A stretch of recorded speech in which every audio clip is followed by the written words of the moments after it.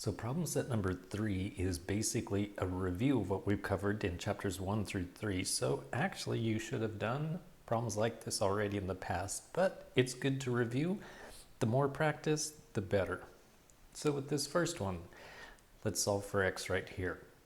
Using the angle 31 degrees means that this side is opposite. So this is adjacent and this is hypotenuse. So adjacent over hypotenuse, that's cosine. So cosine of 31 equals the adjacent over the hypotenuse.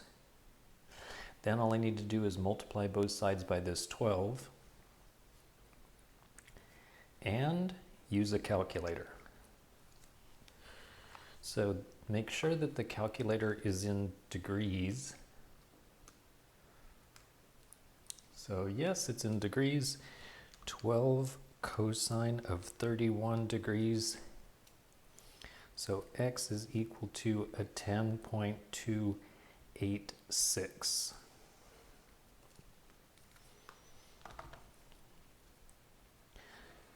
So for example number 2, let's say that the angle of elevation to the top of a building. So right now I'm looking at problem set number 2. I'm looking at problem set number 3, question number 2, and then I'm just making up one that's similar. So the angle of elevation to the top of a building, that means that the person is out here on the ground. This is my fancy building right here. And the angle of elevation means they're looking up to the top of the building. Perhaps the sun is right here.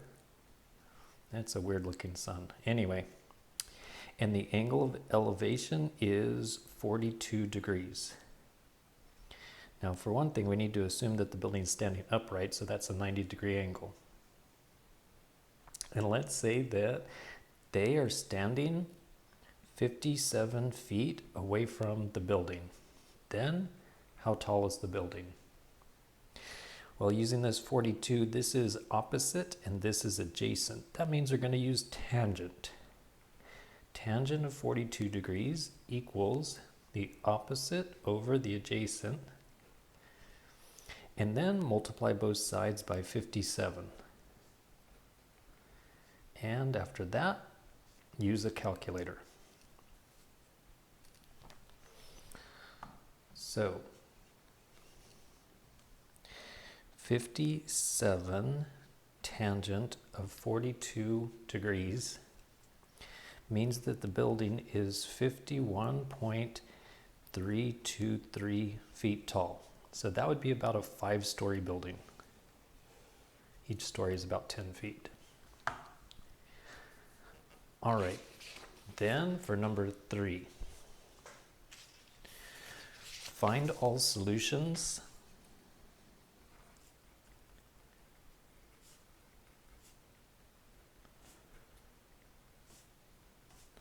in the interval from 0 to 2 pi. Take a look at this real quick.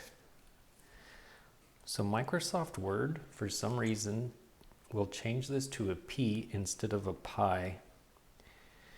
Usually I'm able to correct it. Sometimes it just won't let me. I don't know why. So if you ever see that p, that actually means pi. Okay, so for this one, I'm going to go with secant is equal to 4. So if my calculator had a secant inverse button, I would just go secant inverse right now, but it doesn't. So I need to change this to 1 over cosine. Good old trig identity. And I'm going to rewrite the 4 as 4 over 1. The next thing to do is invert this side so it becomes cosine over 1, or just cosine. Also invert the right side so that it becomes 1/4. Now find all of the solutions means we're looking for 2 solutions. The reason for 2 is because of the A Smart Trig class. This right here is saying cosine equals a positive. Well, that could happen in quadrant 1. It could also happen in quadrant 4. So we're actually looking for 2 answers. When you do cosine inverse, it's going to try to give you the answer in quadrant 1. Now before I do cosine inverse, that right there is saying use radians. So I need to go to the mode and change it to radians. And then do cosine inverse of 1/4. Cosine inverse of 1/4. So it equals 1.318. So one answer, which is in quadrant 1, equals 1.318. Now, what about the answer that's in quadrant 4?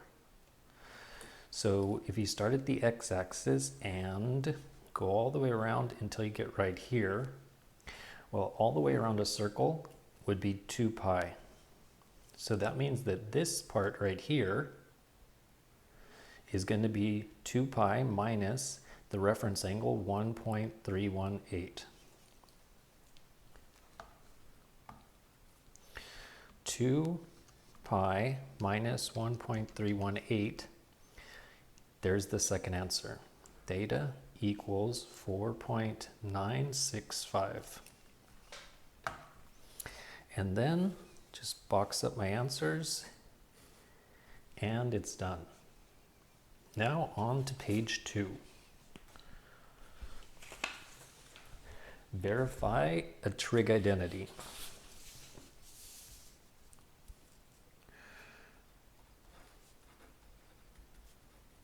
So verify this trig identity, that cosecant of x plus sine of x, if you square it, it equals sine to the 4th x plus 1 divided by sine squared plus the number 2. So which side should we work with? The general rule is you take the side that looks more complicated and then you simplify it to make it look like the other side. Well, in this problem, this side to me looks like it's more complicated. But the problem is, I have no idea where this 2 came from. There's no 2 or even a 1 over here, so I have no idea what to do with the 2. The other thing is, this means you need to multiply it out. And because I've taken algebra, I know how to multiply things out. So I'm actually going to start with the left side. In the left side, since it's squared, it means take cosecant plus sine times another cosecant plus sine. And sometimes you can emphasize I'm using the left-hand side. Then multiply this out. So using the distributive property, there would be cosecant times cosecant. That's cosecant squared. There would be cosecant times sine. And then when you distribute this, there's actually another cosecant times sine. So there's actually 2 of them. Oh, maybe that's where that 2 came from.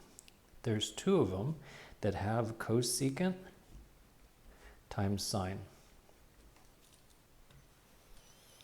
And then there would be the last one times the last one, so that's going to be plus sine squared. And then that's sort of good news because this has a sine squared in it, and there's got a 2 in it, so hopefully we're getting close. Okay, notice that this side does not have a cosecant in it, so I need to replace cosecant. Cosecant is equal to 1 over sine, so cosecant squared is equal to 1 over sine squared. Then do the same thing right here. So this one is going to be 2 times 1 over sine times sine. And the answer does have sine squared in it, so just leave this one as sine squared. Then these are going to cancel out, so that's where the plus 2 came from. So we got the plus 2. Then what I need to do is add these 2 things together. In order to do that, I need to get a common denominator. So for this one, I have to multiply the top and the bottom by sine squared x. That way these 2 have a common denominator. So now that they have a common denominator, you can add them together. They'll have the common denominator sine squared. And then sine squared times sine squared, that's sine to the fourth. And then plus 1. And then at the end, since these canceled, it's just plus a 2. And that is exactly what I was supposed to get. So I'm done. Oh, happy day. All right, so let's do one that's similar to number 5.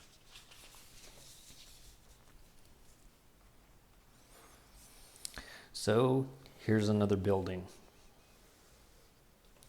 And here's the ground. Once again, assume the building's standing upright. This is 90 degrees. So a person is standing over here. They look to the top of the building, and the angle of elevation is 20 degrees. Then they move from that spot until they're 50 feet closer. So this, going from here to here, is 50 feet. They then look at the top of the building, and the angle of elevation is now going to be bigger. Now it's 40 degrees. So then, how tall is the building? Well, this piece right here is missing, so I'm going to need to call that something like x.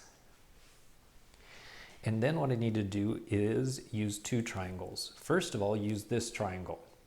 This is opposite and adjacent, so that's one equation, that tangent of 40 degrees is equal to h over x, opposite over adjacent. Now use the whole triangle, and using 20 degrees, this is the opposite, and the adjacent is going to be x plus 50. So the other equation is tangent of 20 degrees equals opposite over adjacent. Now we have two equations with two variables. So we could use the substitution method. On this one, multiply both sides by x.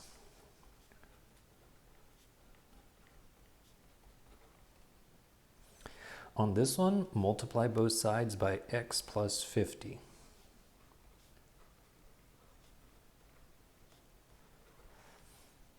Now, if they're both equal to h, that means they have to equal each other. That's called the transitive property of equality. So the x plus 50 tangent of 20 degrees has to equal x tangent of 40 degrees. The next thing to do is distribute. So multiply this tangent of 20 by the x and the 50. So x tangent of 20 degrees plus 50 tangent of 20 degrees equals x tangent of 40 degrees. Then we just got a few more steps. One is all the things that have x, put them on one side. So I think I'm just gonna take this one, I'll subtract it and put it on the right side. So the right side would have x tangent of 40 degrees minus x tangent of 20 degrees. And then this side still has the 50 tangent of 20 degrees. Now on the right side, you could factor out x, and then it would leave tangent of 40 degrees minus tangent of 20 degrees.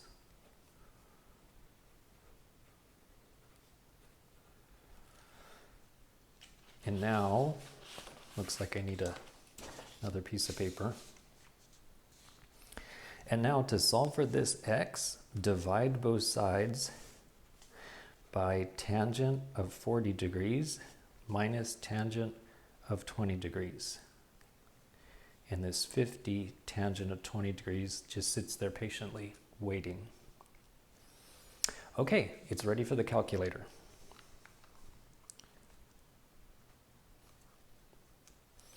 Now, make sure that you pay attention. Is this in radians or degrees? So this one is in degrees, so I need to change the mode. Change it to degrees. and then we're ready. 50 tangent of 20 degrees gets divided by, and because this has subtraction, I need to put this in parentheses so the calculator understands all of that's in the denominator. So parentheses, tangent of 40 minus tangent of 20, and end with two parentheses. So x is equal to 38.302 feet away. But that's not quite the answer, because we just solved for this x and I was asking for the height h. So now we just need to use this formula, plug in the number that we got for x. So h equals a 38.302 times tangent of 40 degrees.